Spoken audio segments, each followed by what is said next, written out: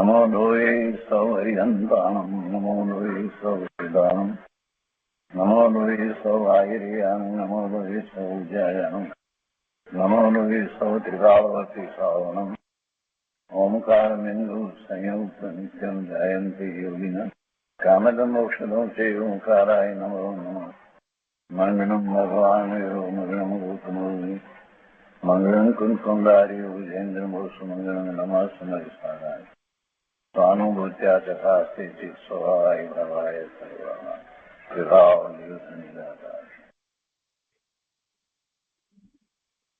ભગવાન શ્રી ઉમાસ્વામી આચાર્ય વિરચિત મોક્ષ શાસ્ત્ર અર્થાત તત્વાર્થ સૂત્ર અને તત્વાર્થ સૂત્રની સર્વશ્રેષ્ઠ ટીકા સર્વાર્થ સિદ્ધિ સાથે બીજી ટીકાઓના સંકલન સહિત આપણે તત્વાર્થ સૂત્રનો સ્વાધ્યાય કરી રહ્યા છીએ. તત્વાર્થ સૂત્રના સ્વાધ્યાયમાં 8મા સૂત્રનો સ્વાધ્યાય ચાલે છે. સત, સંખ્યા, ક્ષેત્ર, સ્પર્શન, કાળ, અંતર્ભાવ અને અલ્પબહુત્વ એ 8 અનુયોગ દ્વારા પણ પદાર્થનું જ્ઞાન થાય છે. પહેલા બીજા અનુયોગ દ્વારા જ્ઞાન થાય છે એની વાત આવી ગઈ. હવે અહીંયા આ 8ની વાત છે. એમાંથી સત, સંખ્યા, ક્ષેત્ર એ 3 અનુયોગની વાત કરી છે અને એના પછી આજે આપણે સ્પર્શન અનુયોગની વાત લઈએ છીએ. ક્ષેત્ર અને સ્પર્શન એનો જ્યારે વિચાર કરીએ છીએ તો આપણને ખ્યાલ આવે છે કે ક્ષેત્ર એટલે વસ્તુના વર્તમાન કાળના નિવાસને ક્ષેત્ર કહે છે. નિવાસ કે આવાસ. વસ્તુના વર્તમાન કાળના નિવાસને ક્ષેત્ર કહે છે અને વસ્તુના 3 કાળ સંબંધી નિવાસને સ્પર્શન કહે છે. તો 3 કાળમાં એ ક્યાં ક્યાં છે એ રીતે વિચાર કરીએ તો એને સ્પર્શન કહેવાય. અને વર્તમાનમાં કોઈ ક્યાં છે તો એ ક્ષેત્ર કહેવાય. આનું ક્ષેત્ર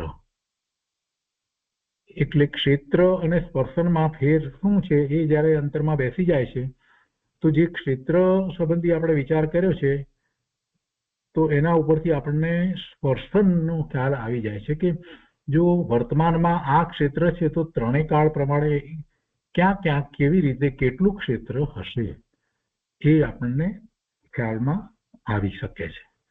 એટલે પહેલા આ વ્યાખ્યાને બરાબર અંતરમાં બેસાડી દઈએ તો બહુ સહેલું થઈ જશે. તો સર્વાર્થ સિદ્ધિમાંથી આપણે આજે આગળ લઈએ છીએ. બધી જ માર્ગણા પ્રમાણે વાત તો લેવાની છે. આમાં પણ વિશેષની અંદર તો જે માર્ગણાઓ જે છે એ પ્રમાણે, પરંતુ વિશેષનો પછી બહુ વિસ્તાર કરવાની જરૂર નહીં રહે કેમ કે આપણે ક્ષેત્રમાં એ વિસ્તાર કર્યો છે. તો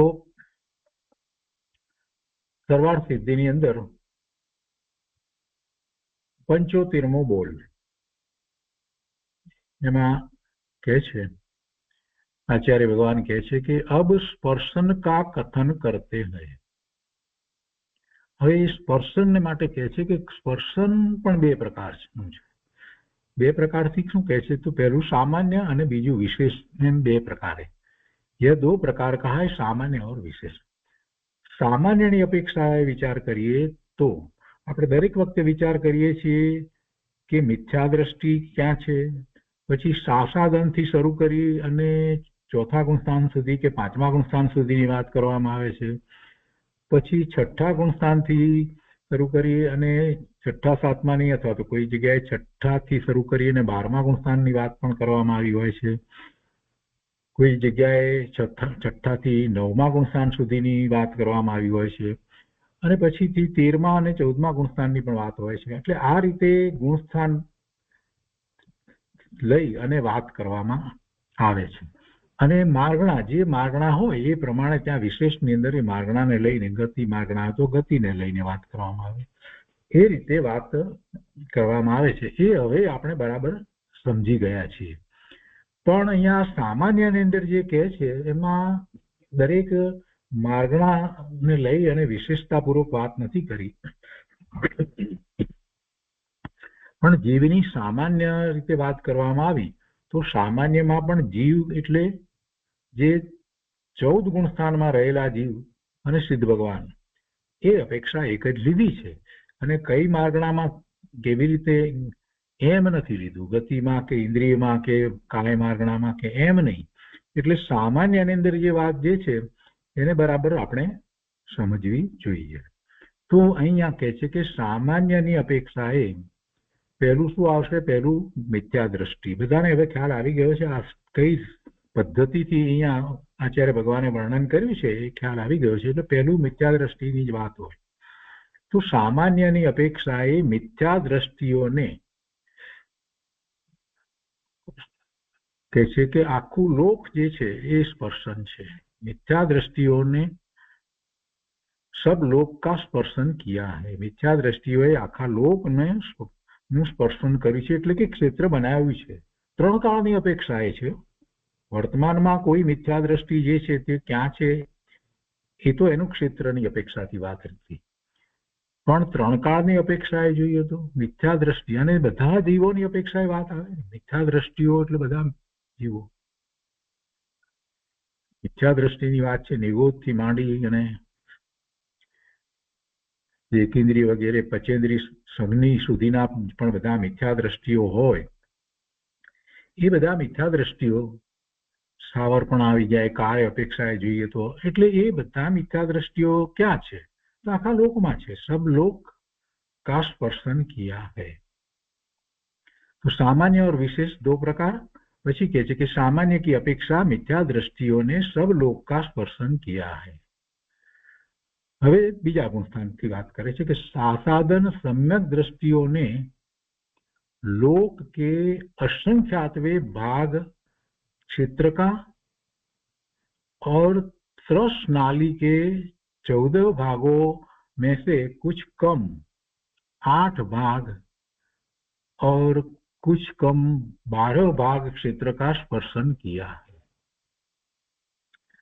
सासाधन सम्यक दृष्टि ने એકલા સાસાધનની વાત લીધી છે.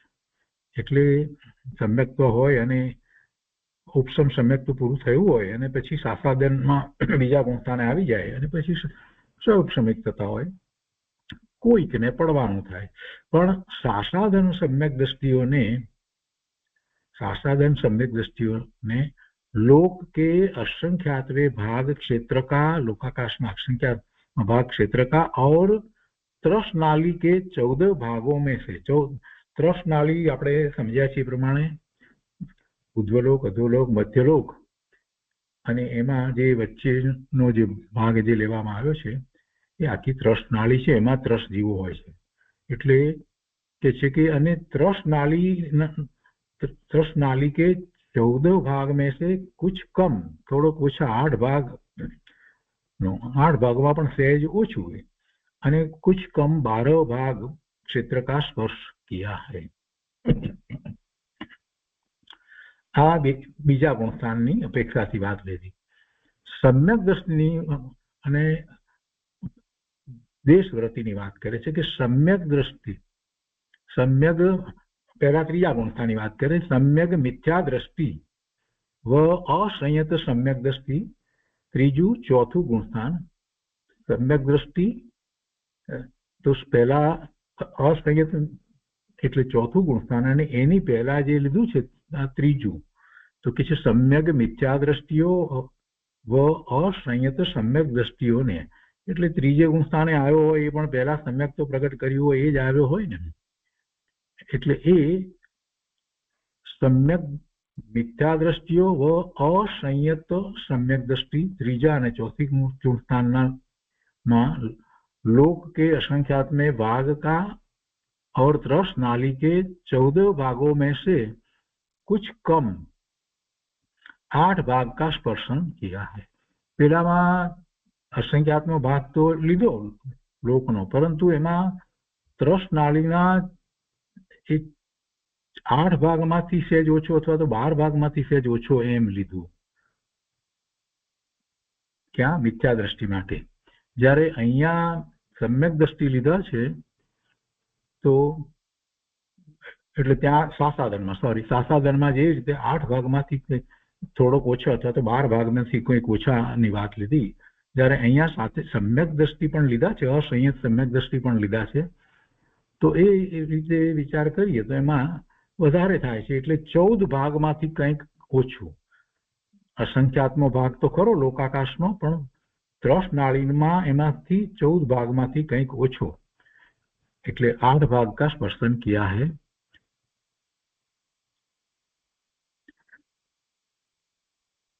असंयता संयतों ने लोक के असंख्यातवें भाग का 5मा गुणस्थान वाला है લોકના असंख्यातमा भागनो અને ત્રસ नाली के 14 भागों में से कुछ कम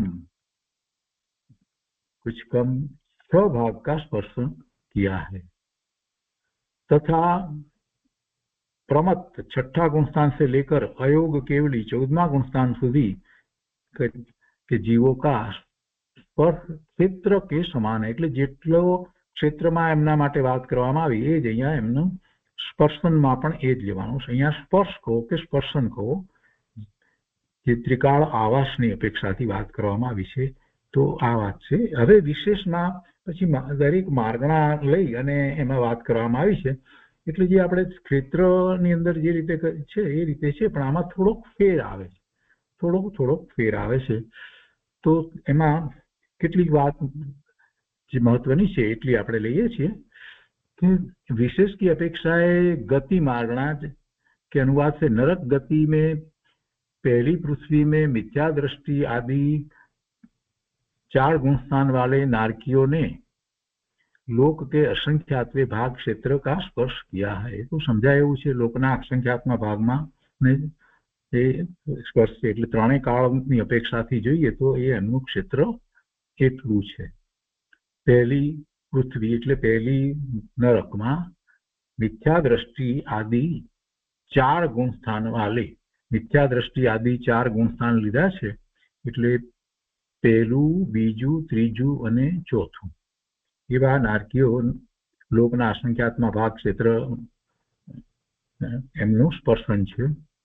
પછી આગળ કહે છે કે दूसरी से लेकर 6ठी पृथ्वी तक के बीजी थी 6ठी नरक सुधी मिथ्या दृष्टि और शासादन सम्यक दृष्टि पहलू और बीजू गुणस्थान नारकियों ने लोक के असंख्यातवे भाग क्षेत्र का और क्रम से लोक नाड़ी के 14 भाग में से कुछ कम 1 राजू, कुछ कम 2 राजू, कुछ कम 3 राजू, कुछ कम 4 राजू और कुछ कम 5 राजू क्षेत्र का स्पर्शन किया है। પછી सम्यक दृष्टि માટે એ રીતે લે છે કે असंयत सम्यक दृष्टि नारकियों ने चौथा गुणस्थान लोक के असंख्यातवें भाग क्षेत्र का स्पर्शन किया है। બધાની અંદર એ વાત તો આવે જ કે લોકના અસંખ્યાત્મા ભાગ નહીં। હવે જ્યારે આપણે આ લોકના અસંખ્યાત્મા ભાગની વાત કરીએ ત્યારે પછી સમજી શકીએ છીએ કે પેલી ત્રસ નાડી જે છે એમાં જ હોય સમ્યક દ્રષ્ટિની વાત હોય, મિથ્યા દ્રષ્ટિ સિવાય સાસાદન હોય, બીજું હોય, ત્રીજું હોય કે બીજાથી શરૂ કરીને બધા 14મા ગુણસ્થાનનો વિચાર કરીએ તો એ ત્રસ નાડીનો અમુક ભાગ આવે એ સમજાય છે આપણને, કેમ કે ત્રસ નાડીમાં જ ત્રસ જીવો હોય છે। એટલે અહીંયા જ્યારે એમ કહેવામાં આવ્યું કે લોકાકાશનો અસંખ્યાત્મક ભાગ જે કયો તો સાથે એ સમજી શકાય છે કે કયા ભાગમાં હોય એ સમજી શકાય છે સંખ્યાત્મક ભાગ કયો, તો આ સમજાય એવું છે। એટલે આપણે એનો વધારે વિસ્તાર નથી લેતા, એ સમજીએ છીએ કે આ રીતે લેવામાં આવ્યું છે। તો 7મી પૃથ્વી में मिथ्या दृष्टि नारकियों ने लोक के असंख्यात्मक भाग, एमां बधामां लोकनो असंख्यात्मक भाग तो आवे छे, अने पछी वधारे त्रस नाली के 14 भागों में से कुछ कम 6 राजू क्षेत्र का स्पर्श किया है। शास्त्रादन सम्यक दृष्टि आदि शेष 3 गुणस्थान वाले उक्त नारकियों ने लोक के असंख्यात्मक भाग क्षेत्र का स्पर्शन किया है। एना पछी तिर्यंज गति ने माटे कहे छे तिर्यंज गति में मिथ्या दृष्टि तिर्यंजों ने सब लोक का स्पर्शन किया है। मिथ्या दृष्टि तो बधा लोकमां रहेलो छे अने तिर्यंज लीधुं એટલે પછી બધા એમાં આવી જાય છે। હવે શાસાદન सम्यक दृष्टि तिर्यंजों ने लोक के असंख्यत्वे भाग क्षेत्र का और लोक नाड़ी के 14 भाग में से कुछ कम 7 भाग क्षेत्र का स्पर्शन किया है। જ્યારે મિથ્યાત્વ ગુણસ્થાન પછીના ગુણસ્થાનની વાત આવે ત્યારે સમજી લેવાનું કે એને સમ્યક દર્શન થયું છે તો એવો જીવ એ ત્રસ નાડીની અંદર રહ્યો જ હોય, ન રહ્યો હોય એવું બને નહીં. તો એ રીતે અહીંયા બધા વાત લેવામાં આવી છે. પછી અસંયત સમ્યક દ્રષ્ટિ ચોથું અને સંયતા સંયત તિર્યંચ ने માટે કહે છે કે असंख्यात्मा भाग में અને लोक नाड़ी 14 भाग में से कुछ कम 6 भाग क्षेत्र का स्पर्शन किया है. मनुष्य गति ने माटे कहै છે मिथ्या दृष्टि मनुष्य क्या होय लोक के असंख्यात्म भाग क्षेत्र का और सब लोक का स्पर्श किया है. હવે આ सब लोक का જ્યારે કહેવામાં આવ્યું છે ત્યારે આપણને જરાક પ્રશ્ન થાય કે બધા લોકોમાં મનુષ્ય કેવી રીતે હોય, સમૂર્છનની અપેક્ષાથી વાત હોય, અહીંયા સ્પષ્ટતા કરી છે. અને બીજી એક વાત એમાં એ હોય છે કે સમુદ્ઘાતના બીજા પ્રકાર જે કહેવામાં આવે છે એ રીતે સમુદ્ઘાતમાં, કેમ કે લીધા છે મિથ્યા દ્રષ્ટિને, અહીંયા કેવળી સમુદ્ઘાતની વાત નથી, કેમ કે અહીંયા લીધા છે મિથ્યા દ્રષ્ટિ મનુષ્યોને. મિથ્યા દ્રષ્ટિ છે એટલે એને સમ્યક દર્શન નથી તો કેવળી સમુદ્ઘાતની વાત નથી. કેવળી સમુદ્ઘાતને હોય એ તો એક સમય માટે લોક પ્રમાણ થાય એ વાત બરાબર આપણે અગાઉ ક્ષેત્રમાં લીધી, પણ અહીંયા તો સ્પર્શન છે એટલે ત્રણેય કાળની અપેક્ષાથી જ્યારે વાત કરવામાં આવે છે ત્યારે મિથ્યા દ્રષ્ટિ મનુષ્યોને લોક કે असंख्यात्वे भाग क्षेत्र का सब लोक का, અહીંયા सब लोक का કહ્યું છે ને સ્પર્શ કિયા હૈ.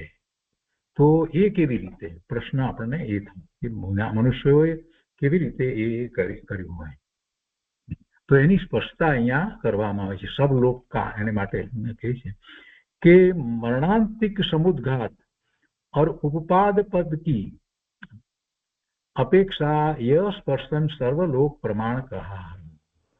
एक बीजो मरण वखते एवो समुद्घात थाय छे, मरणांतिक समुद्घात जे करे छे तो एने ए रीते लोकाकाशना बीजा प्रदेशों में एना आत्माना प्रदेशों, केम के समुद्घातमां तो ए जीव जे शरीर एनु छे शरीर में रही अने एना आत्माना प्रदेशों जे छे ए लोकाकाश प्रमाण फैलाय अने पाछा ए पोताना मूळ अवगाहनमां आवी जाय छे. ए रीते होय छे. मरणांतिक समुद्घात वखते एने ए होय छे एटले ए अपेक्षाथी ए वात लीधी छे. अने और उपपाद पद की अपेक्षा ए स्पर्शन सर्वलोक प्रमाण का એટલે ઉપપાદ પદ की अपेक्षा એટલે જે બીજી રીતે જે જન્મ એટલે સમૂર્છનની અપેક્ષા એવો કદાચ એમાંથી અર્થ નીકળે. અહીંયાની સ્પષ્ટતા વધારે લીધી નથી, ઉપપાદ પદ की अपेक्षा એ વાત લીધી છે. તો આ મનુષ્યને માટેની જે વાત હતી એમાં એક સ્પષ્ટતા કરવા જેવી હતી, આપણે એ લીધું છે. અને પછી કહે છે કે બીજા ગુણસ્થાનથી મનુષ્યમાં સાસાદન सम्यक दृष्टि मनुष्योने लोक के असंख्यात्म भाग क्षेत्र का और लोक नाड़ी के 14 भाग में से कुछ कम 7 भाग क्षेत्र का स्पर्शन किया है. सम्यक दृष्टि से लेकर अयोग केवली चौथा थी 14वां गुणस्थान सुधीना मनुष्यों एने मनुष्य का स्पर्शन ए क्षेत्रनो जेटलो तो ए ज प्रमाणे छे. अने देव गतिमां कहे छे के मिथ्या दृष्टि देव અને સાસાદન सम्यक दृष्टि देव એ લોક કે અસંખ્યાત્મ ભાગ ક્ષેત્ર બધામાં લોકના અસંખ્યાત્મ ભાગ ક્ષેત્રની વાત તો આવવાની, તથા પછી બીજું વધારામાં જે લીધું હોય એ એટલે કે અહીંયા સ્પર્શન લેવું છે ને એટલે એ બધી જ સ્પષ્ટતાઓ લેશે ને એટલે કહે છે કે તથા लोक नाड़ी के 14 भागों में से कुछ कम 8 भाग और कुछ कम 9 भाग क्षेत्र का स्पर्शन किया है. અને એની થોડીક સ્પષ્ટતા નીચે ફૂટનોટમાં આપી છે. આપણે એની જરા વાંચનમાં લઈએ જેથી થોડીક વધારે સ્પષ્ટતાઓ થાય. એમાં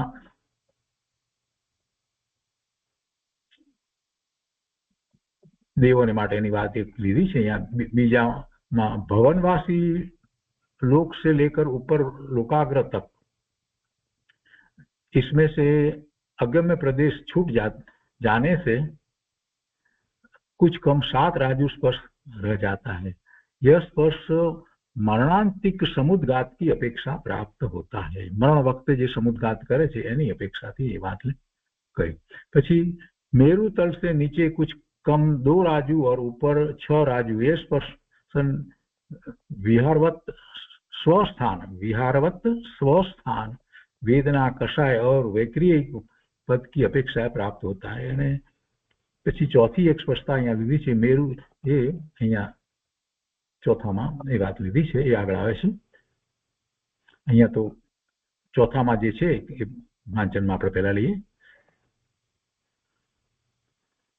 અહીંયા કહે છે કે દેવ ગતિ में मिथ्या दृष्टि और शासादन बीजा गुणस्थानના દેવો માટે કહે છે कि असंख्या लोक के असंख्यात्मक भाग क्षेत्र का तथा लोक नाड़ी के 14 भाग में से कुछ कम 8 भाग और कुछ कम 9 भाग क्षेत्र का स्पर्शन किया है। પછી सम्यक दृष्टि और असंयत सम्यक दृष्टि દેવોને, હવે અહીંયા કહે છે सम्यक दृष्टि और અહીંયા सम्यक मिथ्या दृष्टि, કે પાંચમું તો હોય ને, એટલે सम्यक मिथ्या दृष्टि એટલે ત્રીજું, અને असंयत सम्यक दृष्टि એટલે ત્રીજા અને ચોથા ગુણસ્થાન वाला દેવોને ने लोक के असंख्यात्मक भाग क्षेत्र का और लोक नाड़ी के 14 भागों में से कुछ कम 8 भाग क्षेत्र का स्पर्शन किया है। એમાં એ 8 ભાગનું શા માટે, કેવી રીતે, એની અહીંયા થોડીક સ્પષ્ટતા કરવામાં આવી છે। तो मेरु तल से नीचे कुछ कम 2 राजू और ऊपर 6 राजू, एम 8 કરીને વાત કરવામાં આવી છે। તો આ વિશેષની અંદર આ રીતે વાત કરવામાં આવી, ચારે ગતિની અંદર કેવી રીતે છે। પણ મુખ્ય વાત એ છે કે લોકાકાશના અસંખ્યાત્મક ભાગની અંદર એ વાત આપણને સમજાય છે, સારી રીતે ખ્યાલમાં આવે છે। કેમ કે ક્ષેત્રમાં આપણે બધું સમજ્યા છીએ, તો આમાં અહીંયા સ્પર્શનની અંદર થોડીક વિશેષ વાત છે। પછી એમાં ઇન્દ્રિય મારણા અનુસાર એકેન્દ્રિયનો વિચાર કરીએ તો એકેન્દ્રિય તો ક્યાં છે, તો આખા લોકોમાં છે। એકેન્દ્રિયને सब लोक का स्पर्शन किया है। વિકલેન્દ્રિય 2 ઇન્દ્રિયથી 4 ઇન્દ્રિય સુધીના 2, 3 અને 4 ઇન્દ્રિય વાળા જે છે વિકલેન્દ્રિયોને લોક કે અસંખ્યાત ભાગ ક્ષેત્ર का, અને વધારામાં શું કહે છે, सब लोक का स्पर्श किया है। અસંખ્યાતના ભાગનો પણ અને બધાનો પણ સાથે લઈ લીધો છે, सब लोक का स्पर्शन किया है। એમાં છઠ્ઠામાં सब लोक का જે લીધું છે વિકલેન્દ્રિયોને માટે જે લેવામાં આવ્યું છે, તો એ જરાક આપણે છઠ્ઠાની વાતને જરાક સમજવી પડશે કે વિકલેન્દ્રિયો का सब लोक स्पर्श એ પણ मरणांतिक, ये मारणान કર્યું છે પણ मरणांतिक शब्द છે। मरणांतिक और उपवाद पद की अपेक्षा प्राप्त होता है। उपवाद जन्म હોય એને એ मरणांतिक જે સમુદ્ઘાત જે કરવામાં આવે છે એ એના કારણે સમુદ્ઘાત એ પણ બીજા પ્રકારનો સમુદ્ઘાત છે। પણ કોઈ પણ સમુદ્ઘાતની અંદર એક વાત તો બેઝિક વાત તો એ છે કે મૂળ શરીર, જે શરીર સાથે જીવ રહ્યો છે એ શરીરમાં રહી અને આત્માના પ્રદેશોનો જે લોકાકાશમાં જે વિસ્તાર થાય છે એને સમુદ્ઘાત કહેવામાં આવે છે। તો એવો સમુદ્ઘાત, કેવડીના સમુદ્ઘાતની વાત જુદી છે અને આ બીજા સમુદ્ઘાત છે। તો એમાં સમુદ્ઘાતમાં એ બીજા ક્ષેત્ર સુધી પહોંચે છે, લોકાકાશના બીજા ક્ષેત્ર સુધી પહોંચે એ અપેક્ષાએ વાત આ કરવામાં આવી છે। નહીંતર આપણને એમ થાય કે સબલોકમાં પછી બે ઇન્દ્રિયની કેમ વાત આવી, બરાબર છે, નિગોદના જીવો તો બધે રહ્યા છે, આખા લોકાકાશમાં બધે જ રહ્યા છે, પણ બે ઇન્દ્રિયની વાત લીધી તો કઈ રીતે છે, એટલે અપેક્ષાથી થોડો વાત, કેમ કે બે ઇન્દ્રિય એટલે ત્રસ થયો, અને ત્રસ જીવો તો આપણે તો એમ માનીને ચાલીએ છીએ કે ત્રસ નળીમાં જ હોય, તો એને બદલે બીજે કેમ લેવામાં આવ્યું, એટલે આપણે એનો જરાક વિસ્તારથી સમજ કરી। પછી કહે છે કે પંચેન્દ્રિયો में मिथ्या दृष्टियों ने लोक के असंख्यात भाग का क्षेत्र, એ તો બરાબર છે, બધા લોકના असंख्यात्मक भागના ક્ષેત્રમાં તો છે, પણ વધારામાં કહે છે કે लोक नाड़ी के 14 भागों में से कुछ कम 8 भाग क्षेत्र का और सब लोक का स्पर्श किया है। પંચેન્દ્રિયોમાં એને પણ सब लोक का કર્યું છે, તો ત્યાં પણ એ મરણાંતિક સમુદ્ઘાતની વાત આવે, એ સમજી લેવાનું, એ સમજાયેલું છે। તો એ રીતે બીજી વાત આમાં લેવાની છે। અને બાકીના ગુણસ્થાન, शेष गुणस्थान वाले पंचेन्द्रियों का स्पर्श भोग के समान है। એટલે જે રીતે ક્ષેત્રમાં જે વાત કરવામાં આવી છે ભોગ, એટલે પેલી જે રીતે ચાલ્યું આવે છે એ રીતે ભોગ કે સમાન। પછી કાય મારણાની વાત કરી છે। હવે આપણે જાણીએ છીએ કે કાય માં પેલા સ્થાવર જીવો આવે ને, તો એની વાત કરવી છે એટલા માટે અહીંયા પહેલે કાયમાં કહે છે કે કાય मार्गणा के अनुसार स्थावर कायिक जीवों ने सब लोक का स्पर्श किया है। આ સ્થાવર જીવો બધા જ લોકમાં છે, ત્રણેય કાળે હોય છે. કોઈ કાળ એવો નથી કે જ્યારે આખા લોકની અંદર એવા સ્થાવર જીવ ન હોય. એવું તો કોઈ કાળ નથી. એમાંથી કે સ્થાવરમાંથી જે ત્રસ્ત થાય તો પણ સ્થાવર જીવો તો રહેવાના જ છે. કોઈ ત્યાંથી પૂરા થઈ જવાના છે એવું વસ્તુનું સ્વરૂપ જ નથી. ત્રણેય કાળે રહે છે. काय मार्गणा के अनुवाद से स्थावर कायिक जीवों ने सब लोक का स्पर्श किया है. आखा લોકમાં રહેલ છે. અને ત્રસ્ત કાયિક કા સ્પર્શ પંચેન્દ્રિયો કે સમાન એટલે એ વાત આવી ગઈ. પછી યોગ માર્ગના પ્રમાણે પણ કહે છે યોગ માર્ગના કે अनुवाद से मिथ्या दृष्टि વચન યોગી અને મનોયોગની પહેલા વાત કરે છે ને, દરેક વખતે એ રીતે વાત લેવામાં આવે છે. तो कैसे कि योग मार्गणा के अनुवाद से मिथ्या दृष्टि वचन योगी और मनोयोगी जीवों ने लोक के असंख्यातवें भाग क्षेत्र का और लोक नाड़ी के 14 भागों में से कुछ कम 8 भाग क्षेत्र का और सब लोक का स्पर्श किया है. केम के कायनी तो बात આવી જ ગઈ છે એટલે પછી આમાં मनोयोग वचन योग ने काय योग 3 લેવાને બદલે અહીંયા 2 કહ્યા એટલે એમાં કાય વાળાને જ હોય ને મન અને વાણી એટલા માટે એ રીતે લેવામાં આવે છે. योगमा मार्गणा के अनुवाद से मिथ्या दृष्टि वचन योगी और मन योगी એમ લીધું તો એ કાયા વિનાના થોડા હોય. એ કાયા સાથે જો એટલે ત્રણેય યોગ હોય એમ. પણ એવી રીતે લઈને પછી એકલા જે છે એ કાય યોગની વાત કરતા હોય. એટલે કાય યોગની વાત પહેલા તો અહીંયા આવી જ ગઈ છે, સ્થાવરમાં આવી ગઈ છે. એટલા માટે અહીંયા આ રીતે વાત લીધી છે. शास्त्रादन सम्यक दृष्टियों से मिथ्या दृष्टि पछीथी शास्त्रादन सम्यक दृष्टियों से लेकर क्षीण कसाय 12मा गुणस्थान सुधीना जीवो जे छे ए स्पर्श ओग के समान એટલે પહેલા જે રીતે ક્ષેત્ર વગેરેમાં જે રીતે છે એ જ રીતે સમજવાનું છે. संयोग केवली 13मो गुणस्थान जीवों का स्पर्श लोक का असंख्यातवा भाग है तथा मिथ्या दृष्टि से लेकर संयोग केवली गुणस्थान तक के काय योग वालों का और अयोग केवली जीवों का स्पर्श योग के समान है. संयोग केवली 13मो गुणस्थान क्या है? संयोग केवली जीवों का स्पर्श लोक का असंख्यातवा भाग है. 13મા ગુણસ્થાનમાં જીવો ક્યાં હોય? આ લોકાકાશના બધા ભાગમાં હોય નહીં. પણ એક વાત છે, 13મા ગુણસ્થાનની વાત જ્યારે કહેવામાં આવી છે તો જ્યારે વર્તમાનની અપેક્ષાથી વાત કરી ત્યારે તો એમાં કેવળી સમુદ્ઘાતની વાત લીધી હતી. પણ એ વર્તમાનની અપેક્ષાથી ત્યાં એ વાત લેવામાં આવી હતી. અહીંયા 5માની અંદર જે સ્પષ્ટતા કરી છે આપણે જરાક વાંચનમાં લઈએ છીએ કે समुद्घात के काल में मनोयोग और वचन योग नहीं होता. समुद्घात के काल में मनोयोग और वचन योग नहीं होता. એટલે તમે મનોયોગ અને વચન યોગની અપેક્ષાથી જ્યારે વિચાર કરો અને પછી લોકાકાશ પ્રમાણ જ્યારે સમુદ્ઘાત વખતે એમની અવગાહના થઈ જાય તો કહે છે કે ના, એ સમુદ્ઘાત જ્યારે કરે છે, કેવળી સમુદ્ઘાતની વાત છે અહીંયા, તો કેવળી સમુદ્ઘાત વખતે એને મન યોગ અને વચન યોગ ક્યાં હોય છે? 13મા ગુણસ્થાનની દશા જે છે હરિયન પરમાત્મા થયા છે કે કેવળ જ્ઞાન પ્રગટ કર્યું છે અને હવે આયુષનો સમય એમને 6 મહિના કરતા ઓછો રહ્યો છે તો એ સમુદ્ઘાત કેવળી સમુદ્ઘાત કરે છે. એ સિવાય પણ કરે, પણ સામાન્ય રીતે એમ કહેવામાં આવે કે 6 મહિના કરતા ઓછો સમય રહ્યો એ કેવળી સમુદ્ઘાત કરે. બહુ ઓછો સમય જેને રહ્યો હોય એ કેવળી સમુદ્ઘાત કરે. કેમ કે આયુષના પ્રમાણે બાકીની અઘાતી કર્મની પ્રકૃતિની સ્થિતિ કરી લેવી છે એટલે. પણ વિચાર તો કરીએ આપણે કે કોણ સમુદ્ઘાત કરી રહ્યું છે? કેવળી પરમાત્મા કરી રહ્યા છે, એ હરિયંત ભગવાન છે. તીર્થંકર ભગવાન કોઈ દિવસ સમુદ્ઘાત ના કરે, એ વાત બરાબર યાદ રાખવાની છે. તીર્થંકર ભગવાન સમુદ્ઘાત ન કરે. કેવળી સમુદ્ઘાત કોણ કરે? તીર્થંકર સિવાયના અન્ય કેવળી છે કે જેનું આયુષ્ય એટલું ઓછું રહ્યું હોય એ જ કરે. તીર્થંકર પરમાત્મા સમુદ્ઘાત ના કરે. તીર્થંકર પરમાત્માનું હંમેશા આયુષ ઘણું જ હોય, વધારે હોય, ઓછું ન હોય. કેમ એમ? કેમ કે તીર્થંકર ભગવાને તીર્થંકર નામ કર્મ બાંધ્યું છે, તો એમાં 16 કારણ તો કહીએ છીએ આપણે, 16 કારણ ભાવનાની વાત કરીને, પણ એમાં મુખ્ય વાત શું છે? તો કે એમના એ પૂર્વ ભવની અંદર એવા ભાવ થયા કે બધા જીવો પૂર્ણ દશાને પ્રાપ્ત કરે. આવો ભાવ એમને ખૂબ થયો.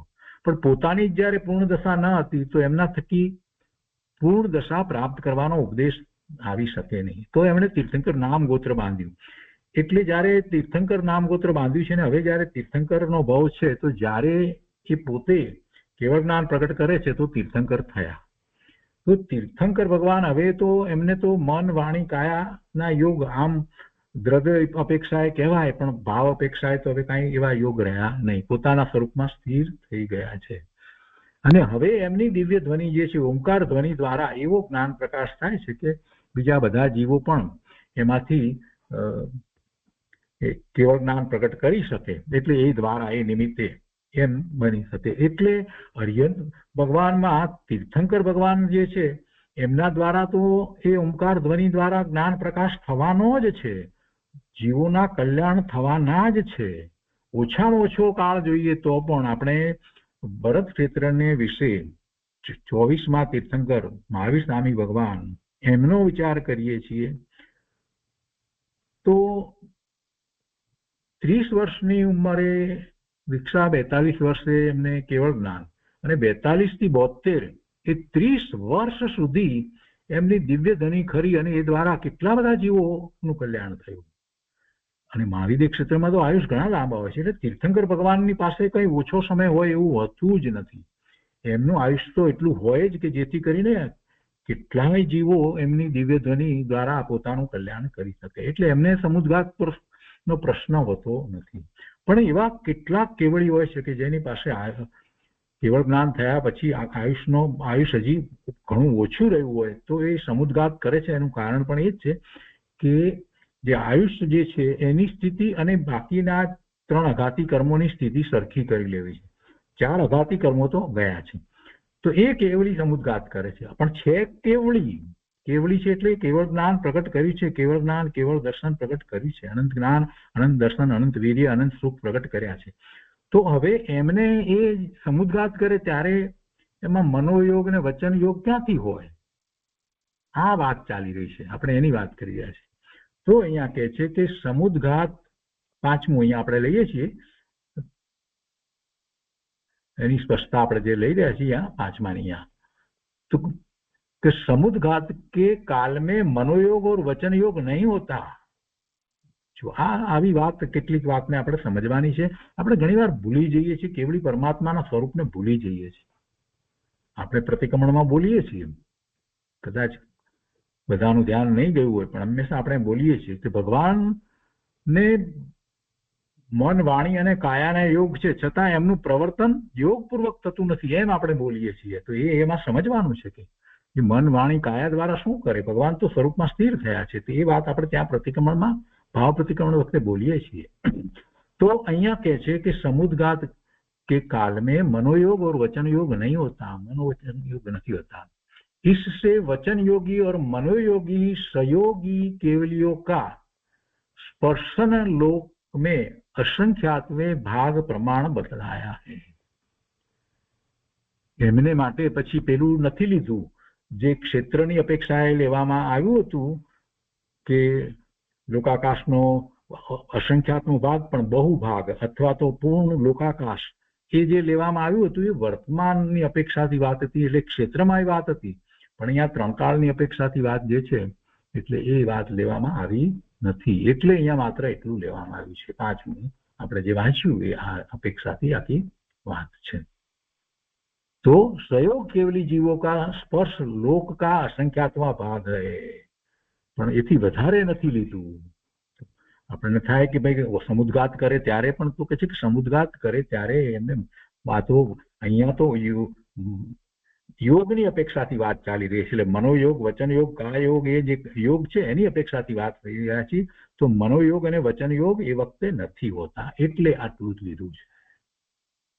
તો કેટલીક વાતમાંથી આપણને વધારે સ્પષ્ટતા થાય છે। હવે આગળ પછી કહે છે તથા मिथ्या दृष्टि से लेकर सहयोग केवली गुणस्थान तक के काय योग वालों का और अयोग केवली जीवों का स्पर्श योग के समान। એટલે પહેલા જે રીતે વાત કરવામાં આવી છે ક્ષેત્ર વગેરેની એ રીતે જ બધું ચાલ્યું આવે છે।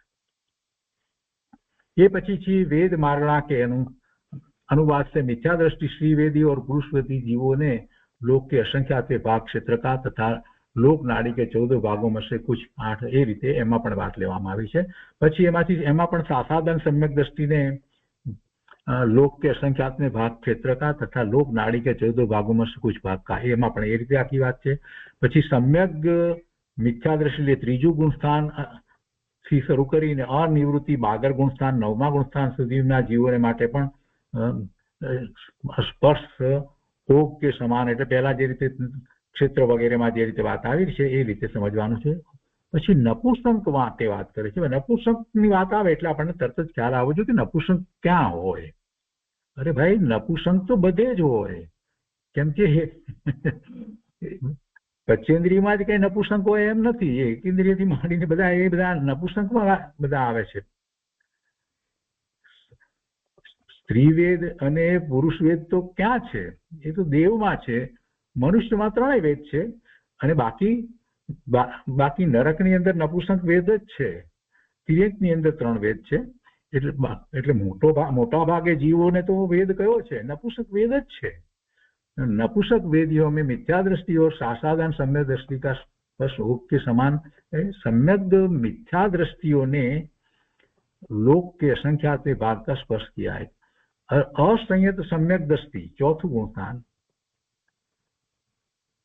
और संयतासंयत 5वां गुणस्थान लोक के असंख्यातवे भाग क्षेत्र और लोक नाड़ी के 14 भागों में से कुछ कम भाग। आ आपने समजाय एवं छे, बहुत सहेलू छे, समझी सकीए छे। चौथा 5मा गुणस्थान में 5 क्या होय એટલે એ સમજાય એવું છે।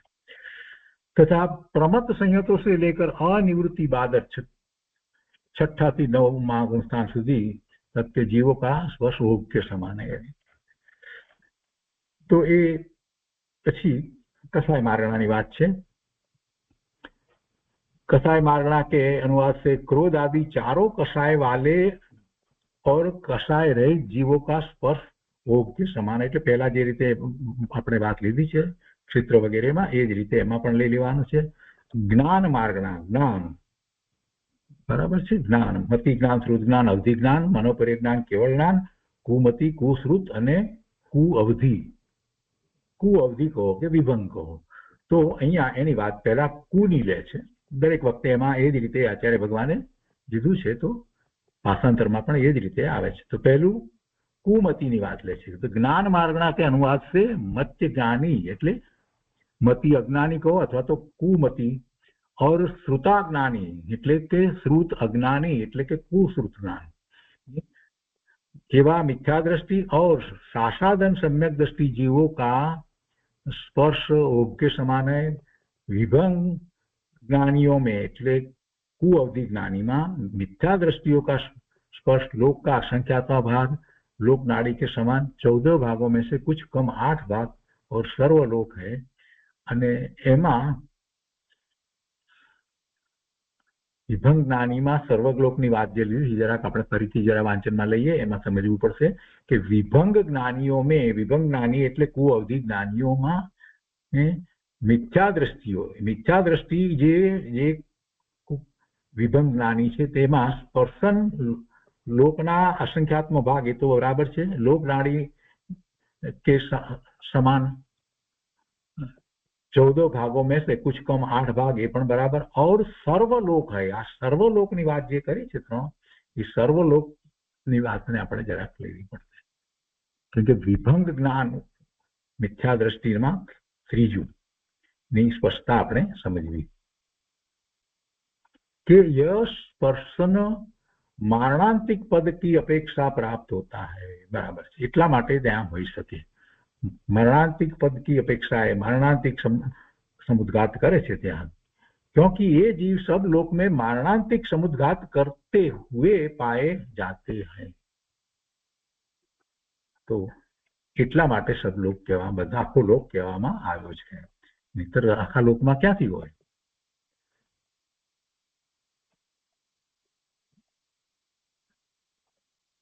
હવે એના પછી મતિશ્રુત જ્ઞાન, અવધિ જ્ઞાન, એને કેવળ જ્ઞાન, મનોપરે જ્ઞાન ને કેવળ જ્ઞાનની વાત કરે છે. તો એમાં આગળ કહે છે, પહેલું તો સાસાદન સમ્યક દ્રષ્ટિ કા સ્પર્શ ઓકે સમાન, પછી અભિનિબોધિક એટલે મતિ જ્ઞાની, અભિનિબોધિક એટલે અભિનિબોધિક એટલે મતિ જ્ઞાની, અભિનિબોધિક જ્ઞાની, श्रुत ज्ञानी, अवधि ज्ञानी, मनोपरे ज्ञानी और केवल ज्ञानी जीवों का स्पर्श भोग के समान है. એટલે પહેલા જે રીતે વાત બધી આવી છે એ જ પ્રમાણે સંયમ માર્ગણામાં, સંયમમાં આપણે સંયમ માર્ગણામાં 7 ભેદ કહીએ છીએ. ચારિત્ર અપેક્ષાએ તો મુનિનું ચારિત્રના 5 ભેદ એ જ મુખ્ય ચારિત્ર છે મુનિનું, અને જે 5મા ગુણસ્થાન જે છે એ દેશ ચારિત્ર છે, એ ત્રાવકનું ચારિત્ર છે. પણ અહીંયા સંયમની માર્ગણા પ્રમાણે લઈએ તો એના 7 ભેદ પાડીએ છીએ. तो અહીંયા કહે છે कि संयम मार्गना के अनुवाद से सब संयतों का संयता असंयतों का संयत असंयत એટલે 5મું. આ સંયતો શબ્દ સંયતો કા કહ્યું છે એટલે એમાં જે 6થા થી તે 14મા ગુણ સ્થાન સુધીના બધા લીધા છે. અને અસંયતો કા સ્પર્શ ભોગ કે સમાન है. હવે અસંયતની અંદર આપણે ગઈ વખતે પણ વાત સમજ્યા હતા કે અસંયતમાં 4 ગુણસ્થાન આવી જાય, પહેલું, બીજું, ત્રીજું, ચોથું. કેમ કે ચોથા ગુણસ્થાને પણ એ અસંયત અવિરતિ અથવા તો અસંયત સમ્યક દ્રષ્ટિ છે, અને પહેલા, બીજા, ત્રીજા, ચોથામાં ક્યાં સંયત છે? કોઈ સંયમ હોતો જ નથી. એટલે 4 લેવાનું. અસંયત જે કહે ત્યારે 4 લેવાનું. તો પહેલા જે પ્રમાણે વાત આવી છે એ જ પ્રમાણે છે, આપણે સમજ્યા છીએ. મોટા ભાગે કેટલી બધી વસ્તુનું તો આમાં આપણને પુનરાવર્તન થાય છે, થોડા થોડા ફેર સહિત આપણને વસ્તુ સ્વરૂપનો વધારે ખ્યાલ આવે છે. પછી અહીંયા કહે છે દર્શન માર્ગના, એટલે દર્શન માર્ગના એટલે દર્શનાવરણી કર્મનો વિચાર કરવાનો. બરાબર છે. तो दर्शन मार्गना के अनुवाद से मिथ्या दृष्टियों से लेकर क्षीण कषाय तक के चक्षु दर्शन वाले जीवों का स्पर्श पंचेंद्रियों के समान है. बराबर. मिथ्या दृष्टियों से लेकर क्षीण कषाय तक के अचक्षु दर्शन वाले जीवों का तथा अवधि दर्शन वाले और केवल दर्शन वाले जीवों का स्पर्श भोग के समान. એટલે જે ક્ષેત્ર પ્રમાણે જે વાત આવી એ પ્રમાણે આમાં લેવાનું છે. અને જે જ્ઞાન માર્ગણાની અંદર જે કહેવામાં આવે છે એ રીતે આખી વાત સમજાય છે. કેમ કે જ્યારે કેવળ જ્ઞાનમાં જે વાત લઈએ તો એ જ પ્રમાણે કેવળ દર્શનમાં પણ એ જ રીતે હોય, અને કેવળ અવધિ જ્ઞાનમાં જે રીતે લીધું છે તો એ અવધિ દર્શનમાં પણ એ જ રીતે હોય. હવે એના પછી છે લેશ્યા કસાય અનુરંજિત પરિણામ. તો પહેલા તો મિથ્યા, એમાં પહેલી 3 લેશ્યા જે છે તે અશુભ લેશ્યા, એની વાત કરશે. તો કહે છે કે લેશ્યા માર્ગણા કે અનુવાદ से કૃષ્ણ, નીલ और કાપોત, આ 3 લેશ્યા અશુભ લેશ્યા છે. કૃષ્ણ, નીલ અને કાપોત એ 3 અશુભ લેશ્યા છે. સૌથી વધારે અશુભ કૃષ્ણ, એનાથી ઓછી નીલ, અને પછી કાપોત. અને પછીથી જે છે તે એક ચડતા ક્રમમાં શુભ લેશ્યાઓ થાય. કાપોત પછીથી પિત્ત, પદ્મ અને શુક્લ. તો પિત્ત લેશ્યા શુભ લેશ્યામાં ગણાય, પિત્ત પછી પદ્મ એના કરતા વિશેષ શુભ, અને એના પછી શુક્લ લેશ્યા એ વધારે શુભ લેશ્યા. પણ આ બધી લેશ્યા છે, ફરીથી યાદ કરાવું છું. શુક્લ ધ્યાન સાથે એને કાંઈ સંબંધ નથી. શુક્લ ધ્યાન જુદી વસ્તુ છે, લેશ્યા જુદી વસ્તુ છે. લેશ્યા એટલે કસાય અનુરંજિત પરિણામ. એટલે કેટલાકને તો એમ જ છે કે ક્રોધ, માન, માયા, લોભ એ જ કસાય છે, અને એને અનુસરીને પરિણામ એટલે બધું ખરાબ જ હોય, તો પછી શુભ કેવી રીતે થાય? આવું પણ કેટલાકને મનમાં હોય. પણ ભાઈ એમ નથી. કષાયમાં પણ આપણે કહીએ છીએ કે તીવ્ર કષાય અને મંદ કષાય. તીવ્ર કષાય અને મંદ કષાય. તો મંદ કષાય જે કહેવામાં આવે છે તો એ વખતે એને શુભ ભાવ પણ હોય છે, પણ છતાં એને કષાય કહેવામાં આવે. કષાયની વ્યાખ્યા ગુરુદેવે બહુ સુંદર કરી છે કે જે જીવને કશે તે કષાય છે. બહુ સરસ રીતે અધ્યાત્મની વ્યાખ્યા છે. જીવને કશે છે તે કષાય છે. શુભ ભાવ પણ જીવને કશે છે. અશુભ ભાવ તો જીવને દુઃખ આપે છે, પણ શુભ ભાવ પણ જીવને શું કરે છે? સુખ આપે છે. શુભ ભાવ જીવને સુખી નથી કરતો પ્રભુ. શુદ્ધ ભાવ જ જીવને સુખનું કારણ છે. આ વાત તો અંતરમાં બેસવી જ જોઈએ કે ભાઈ શુભ ભાવથી જીવને સુખ, શાંતિ, આનંદ નથી પ્રાપ્ત થતા, શુદ્ધ ભાવથી જ થાય છે. તો શુભ ભાવ જે છે એને મંદ કષાયમાં આપણે લઈએ તો એ શુભ ભાવ જે છે એને અનુસરીને, એટલે કેવા મંદ કષાયને અનુસરીને જે પરિણામ હોય એ શુભ લેસ્યા રૂપે હોય. એ લેસ્યા કેવી હોય? શુભ હોય.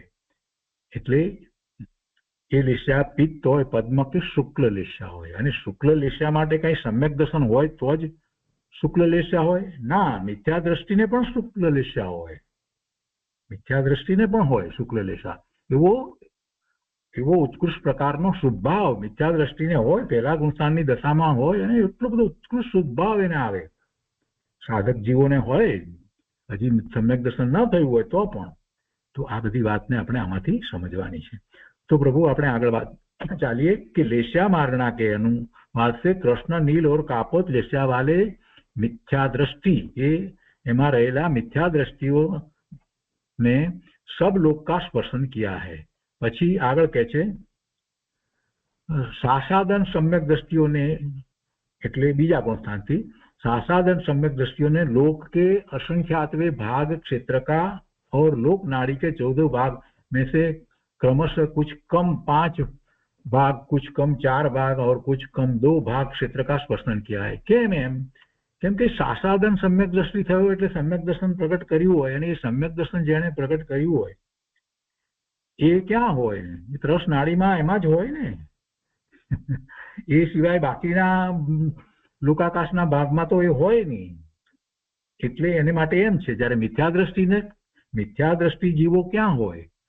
મિથ્યા દ્રષ્ટિ જીવોનો વિચાર કરીએ તો એકેન્દ્રીયથી માંડીને બધા જ આવી જાય, તો બધા લોકાકાશના બધા ભાગમાં હોય. એટલે એમાં અને આમાં આટલો ફેર પડી ગયો. ફક્ત એ સાસાદન મૂક્યું એટલે આખી વાત બદલાઈ ગઈ કે જેને સમ્યક દર્શન થયેલું છે એ ભલે ને એ બીજા ગુણસ્થાને આવ્યો છે તો પણ. એટલે કે છે सासासन सम्यक दृष्टियों ने लोक के असंख्यातवे भाग क्षेत्र का और लोक नाड़ी के 14 भाग में से क्रमशः कुछ कम 5 भाग, कुछ कम 4 भाग और कुछ कम 2 भाग क्षेत्र का स्पर्शन किया है.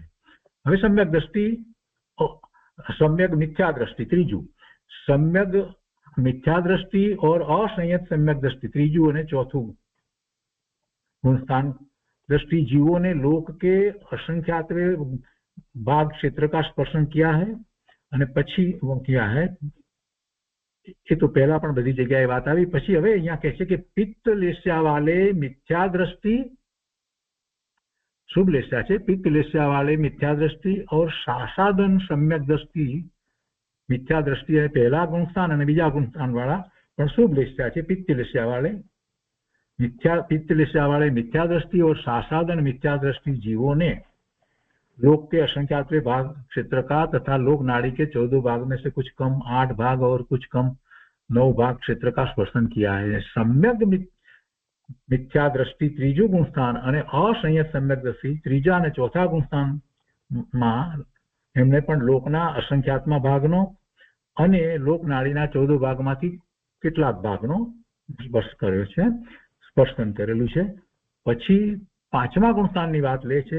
संयता है संयत ने लोक के असंख्यात्मक भाग का क्षेत्र का और लोक नाड़ी के 14 भाग में से कुछ कम 1.5 भाग का क्षेत्र का स्पर्शन किया है.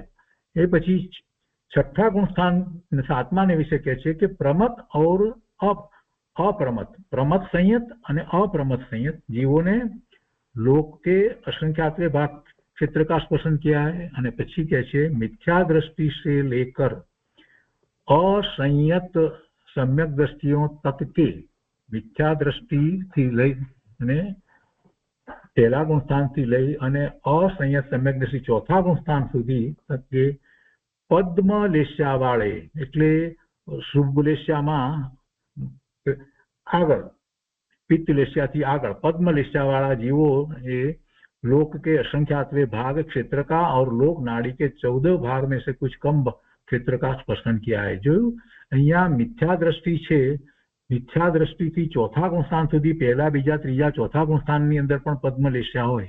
એટલે મિથ્યા દ્રષ્ટિને પણ પદ્મલેસ્યા હોય, શુભ ભાવ એને છે ને, એટલે એના મંદ કષાયને અનુસરીને પ્રશસ્ત રાગ જે આપણે કહીએ એ પ્રશસ્ત રાગ એને અનુસરીને જે પરિણામ થઈ રહ્યા છે તો એને પિત્ત કે પદ્મ કે શુક્લ લેસ્યા હોય છે. તો એ વાત અહીંયા પદ્મની વાત લેવામાં આવી છે. પછી સંયત असंयतों ने 5मा गुणस्थान ने लोक के असंख्यात भाग क्षेत्र का और लोक नाड़ी के 14 भागों में से कुछ कम 5 भाग क्षेत्र का स्पर्श किया है. તથા એના પછી પ્રમત સંયત और अप्रमत संयतों ने छठा અને સાતમામાં असंख्यात में भाग क्षेत्र का स्पर्शन किया है। એટલે આ જે પદ્મલેશા જે છે એની વાત લીધી છે અને પછી હવે શુક્લ લેશાની વાત કરે છે। તો શુક્લ લેશામાં શું છે? મિથ્યા દ્રષ્ટિઓ से लेकर संयत असंयत એટલે પાંચમા ગુણસ્થાન વાળા એ શુક્લ લેશા વાળા એવા जीवो એ लोक के असंख्यात में भाग क्षेत्र और लोक नाड़ी के 14 भाग से कम 6 भाग क्षेत्र का स्पर्शन किया है। અને પછી પ્રમત સંયત आदि सहयोग केवली तक के शुक्ल लेस्या वालों का और लेस्या रहित जीवों का स्पर्शन भोग के समान है। એટલે પહેલા જે રીતે વાત આવી એ રીતે લેવાનું છે। લેસ્યા રહિત કોણ છે? ભગવાન લેસ્યા રહિત છે, કેમ કે એમને કશાય નથી, તો કશાય અનુરંજિત પરિણામ જેને લેસ્યા કહેવામાં આવે એ હોતા નથી। ભગવાનની લેસ્યાનો વિચાર કરીએ તો આપણને ખ્યાલ આવે છે। तो प्रमत संयत आदि संयोग केवली અહીંયા આપણે પહેલા પણ આ વાતને સમજ્યા છે। પ્રમત સંયત એટલે છઠ્ઠા ગુણસ્થાન આદि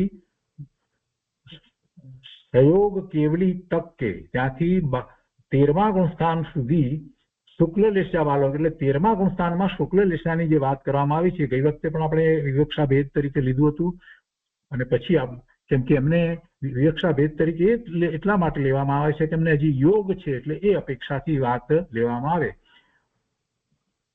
योग છે, દ્રવ્ય योग છે, ભાવ योग તો એમને એ રીતે કંઈક થતા નથી, તો એ અપેક્ષાએ એમાં એ વાત હોય એમ આપણે વિવક્ષા ભેદ કરતા હતા। અહીંયા પણ એ જ વિવક્ષા ભેદ આપણે લાગુ પાડીએ તો એમ થાય।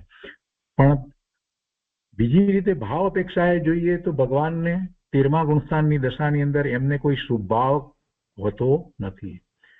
ભગવાનને તો માત્ર શુદ્ધ ભાવ જ હોય। 13મા ગુણસ્થાને કેવળી પરમાત્માને શુદ્ધ ભાવ જ હોય।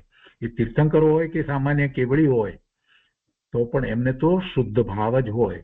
એમને કશાય નથી એટલા માટે તો એમને જે કર્મના બંધ પડે છે એમાં અનુભાગ અને સ્થિતિભાગ પડતો નથી।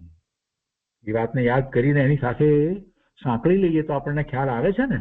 તો એમને પછી કશાય નથી તો પછી કશાય અનુરંજિત પરિણામ પણ હોય નહીં, મંદ કશાય પણ હોય નહીં, શુભ ભાવ। કેમ કે આ બધી વાત જે છે ને સૂક્ષ્મપણે જે નથી સમજ્યા ને એ કેટલાય લોકો એમ કે ભગવાનને શુભ ભાવ ને આ બધી વાત ને ભગવાનને એવો શુભ ભાવ આવ્યો એટલે એમણે ગૌતમ સ્વામીને એમ કહ્યું ને આ બધી વાતો જોડી કાઢેલી વાતો છે। પ્રભુને સ્વરૂપમાં સ્થિર થયા હોય એમને વળી કોઈના પ્રત્યે એવો રાગ થાય? ભલે શુભ રાગ હોય તો એ શું થઈ ગયું? કોઈના પ્રત્યે શુભ રાગ થાય, કોઈના પ્રત્યે એવા પક્ષપાત થાય જ નહીં। કેટલીક વાત જે છે એ સિદ્ધાંત અપેક્ષાએ બેસતી નથી અને એટલા માટે જ ગુરુદેવે એમાં એમ કહ્યું કે ભાઈ આ બધી વાતો જે છે તે કેટલીક વાત બરાબર નથી, એ કલ્પિત છે, પાછળથી ક્યાંક કોઈકે ફેરફાર કરી નાખ્યા છે। કેમ કે મૂળ પ્રત આપણા હાથમાં ન હોય। જે 2000 વર્ષ પહેલા 1000 વર્ષ પહેલાની વ્રતો જે છે એનું મળવું મુશ્કેલ હોય, એમાંથી પછી ફરીને લખાતા ક્યાંક કોઈક રીતે કંઈક થયું હોય, કોઈકે ફેરફાર કર્યા હોય, આવું બધું હોય। તો એટલે આ રીતે વાત કરવામાં આવે છે।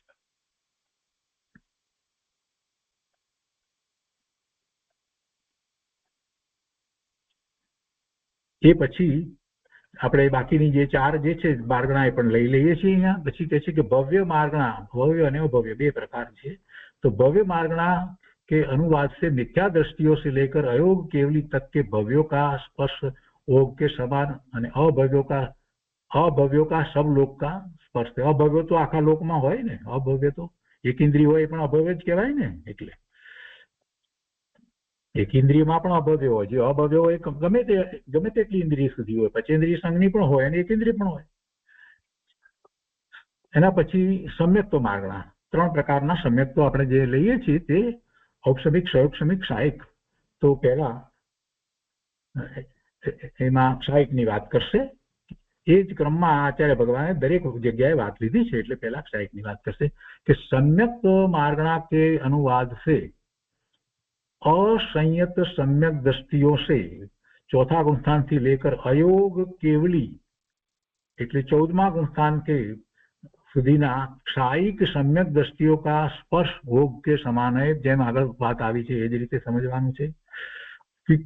કિંતુ હવે એમાં આગળ ક્ષેત્રમાં પણ આ જ રીતે વાત હતી. કિંતુ સંયત અસંયતો કા સ્પર્શન, પાંચમું ગુણસ્થાન, संयत संयतों का स्पर्शन लोक का असंख्यात्वा भाग है. क्षयोप समीक एना पछी क्षायिक पछी क्षयोप समीक सम्यक दृष्टि माटे कहे छे कि क्षयोप समीक सम्यक दृष्टिओं का स्पर्शन भोग के समान है. अने पछी असंयत सम्यक दृष्टि, चौथा गुणस्थान, असंयत सम्यक दृष्टि औपसमिक सम्यक दृष्टियों का स्पर्श भोग के समान है तथा शेष औपसमिक सम्यक दृष्टि ये सिवायना बीजा औपसमिक सम्यक दृष्टिओं का स्पर्श लोक का असंख्यात्वा भाग है. सासाधन सम्यक दृष्टि, सम्यक मिथ्या दृष्टि बीजू त्रीजू अने मिथ्या दृष्टिओं का सामान्य उक्त स्पर्शन है. पहला जे बात करी छे प्रमाणे लेवानुं छे. सामान्य पहलो ख्याल आपणे आवो जोईए कि सम्यक्तोनी वात छे तो सम्यक्तो पचेन्द्रिय सम्यक संघनी जीवोने थाय छे ने ए क्यां होय एना उपरथी ज आपणे ख्याल आवी जाय. हवे एना पछी संज्ञा, तो संघनी अने असंघनीपणुं, तो एमां पण बहु सहेलुं ने सरळ छे. संज्ञा मार्गणा के अनुवाद से संज्ञियों का स्पर्श चक्षु दर्शन वाले जीवों के समान और असंज्ञियों ने सब लोक का स्पर्श किया है. असंज्ञी तो बधे होय, असंज्ञी संज्ञी पंचेन्द्रिय थई अने पंचेन्द्रिय थी उपरांत आगळ जे छे ए संज्ञी होय. ये सिवाय नीचे बधा असंज्ञी ज छे ने. बाकीना नीचेना गुण बधा जे छे ए बधा असंज्ञी ज छे. एक इंद्रिय, बे इंद्रिय, त्रण इंद्रिय, चार इंद्रिय, पंचेन्द्रिय असंज्ञी बधा. तो ए बधा आखा लोकमां छे, तो सब लोक छे एने माटे बधा लोक. तो इन दोनों व्यवहारों से रहित जीवों का स्पर्श भोग के समान है. संज्ञीपणा ने असंज्ञीपणाथी रहित कोण छे? भगवान छे. भगवान ने संज्ञीपणुं नथी, असंज्ञीपणुं पण नथी. सिद्ध भगवान ने कांई होतुं नथी. 14मा गुणस्थानथी हवे संज्ञीपणुं ने असंज्ञीपणुं एवुं कहेवातुं नथी. 13मे भाव अपेक्षाथी कहेवाय, परंतु द्रव्य अपेक्षाए छे मन, पण भाव अपेक्षाए त्यां पण नथी कहेवातुं. हवे आहारक मार्गणा, छेल्ली मार्गणानी वात छे. तो आहारक मार्गणा के अनुवाद से मिथ्या दृष्टियों से लेकर क्षीण कषाय तक के 12वां गुणस्थान सुधी, मिथ्यात्व पहला थी 12वां गुणस्थान सुधी तक के आहारों का स्पर्श भोग के समान पहला जे रीते बात छे प्रमाणे, तथा संयोग केवलियों का स्पर्श लोक का असंख्यात्वा भाग है. संयोग केवलियों का स्पर्श लोक का असंख्यात्वा भाग है. और अनाहारकों में, आहारक की बात लीधी, अनाहारकों में मिथ्या दृष्टियों ने सब लोक का स्पर्श किया है. सासाधन सम्यक दृष्टियों ने लोक के असंख्यात्वे भाग क्षेत्र और लोक नाड़ी के 14 भागों में से कुछ कम 11 भाग क्षेत्र का स्पर्शन किया है.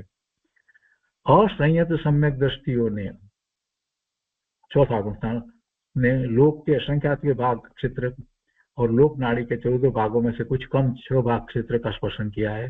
संयोग केवलियों ने, 13वां गुणस्थान, लोक के असंख्यात बहुभाग क्षेत्र का और सब लोक का स्पर्शन किया है. जो अहींया अनाहारकमां आ लेवामां आव्युं छे एनी वात આપણે પહેલા પણ કરી હતી કે અનાહારકપણું ને આહારકપણું ભગવાનને આહારકપણું જે કહેવામાં આવ્યું એ અપેક્ષાથી કહેવામાં આવ્યું. કવલ આહાર તો ભગવાનને છે જ નહીં. સંયોગ કેવળી એટલે 13મું ગુણસ્થાન. એમને કવલ આહાર નથી પણ પરમાણુ એમને હોય છે, બદલાય છે એ અપેક્ષાથી. અને પછી અનાહારક તરીકે પણ પાછું એમાં લેવામાં આવ્યું છે એટલે એટલો વિવક્ષા ભેદ છે. પછી કહે છે કે એટલે અહીંયા કહે છે કે संयोग केवलियों ने लोक के असंख्यात बहुभाग क्षेत्र का और सब लोक का स्पर्शन किया है. એ પેલા સમુદ્ઘાતની અપેક્ષાથી વાત કરવામાં આવી છે, કેમ કે એ વખતે પણ પરમાણુ કંઈક બદલાતા હોય એ અપેક્ષાથી સમુદ્ઘાત વખતે પણ. તથા અયોગ કેવલિयों ने એટલે 14वां गुणस्थान लोक के असंख्यातवे भाग क्षेत्र का स्पर्शन किया है. इस प्रकार स्पर्शन का व्याख्यान किया. તો ક્ષેત્ર ઉપરથી સ્પર્શનનો વધારે સારી રીતે આપણને ખ્યાલ આવી જ જાય છે, એટલે એ વાત અહીંયા પૂરી થાય છે. ને હવે કાળની વાત આવશે, એમાં કેટલીક વાત વધારે સારી રીતે સમજવાની છે અને આપણે મુક્તપણે સમજશું. તો અહીંયા આપણે સત, સંખ્યા, ક્ષેત્ર અને સ્પંદન એ 4 અનુયોગ દ્વારા જ્ઞાન કેવી રીતે કરાય છે એવો જયારે આપણે આચાર્ય ભગવાનને પ્રશ્ન કર્યો તો આચાર્ય ભગવાને આપણને આ રીતે ઉત્તર આપ્યા. હવે બાકી જે 4 અનુયોગ છે, કાળ, અંતર, ભાવ અને અલ્પબહુત્વ, એ દ્વારા કેવી રીતે આપણે જ્ઞાન કરીએ છીએ તેનો ઉત્તર આચાર્ય ભગવાન આપશે. એ આવતા સ્વાધ્યાયથી શરૂ કરીશું. તો આજનો સ્વાધ્યાય અહીંયા સુધી રાખીએ છીએ. હજી કેટલીક વાત પછીના અધિકારોમાં પણ આવશે, વધારે સ્પષ્ટતા એ વખતે પણ થશે.